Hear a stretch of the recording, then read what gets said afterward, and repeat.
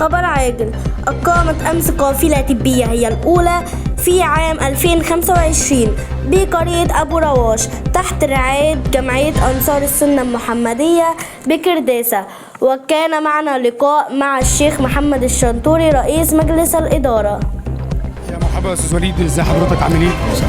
شرفت ونورت. وطبعا انا بشكر حضرتك استاذ وليد سعد، بشكر استاذ مصطفى صلاح، بشكر الاخت خلف الكاميرا. النهارده احنا لتاني مره في دار مناسبات اولاد سالم بمركز كرداسه بأبو رواش. لتاني مره القافله، وزي ما انتم شايفين دلوقتي الساعه هنقول يعني مثلا 4 دلوقتي هي، وما زال الساعه 4 وثلث وما زال الاقبال زي ما انت شايف. عندنا عياده البطنه وعياده الاسنان وعياده الرمد موجودين، وعندي جوه عياده العظام، وعندي مركز اشعه جوه، وعندي معمل التحاليل، وعندي قسم للنظارات، وعندي بكره جوه انف واذن وحنجره. كانت معكم نادية مصطفى صلاح الفقي.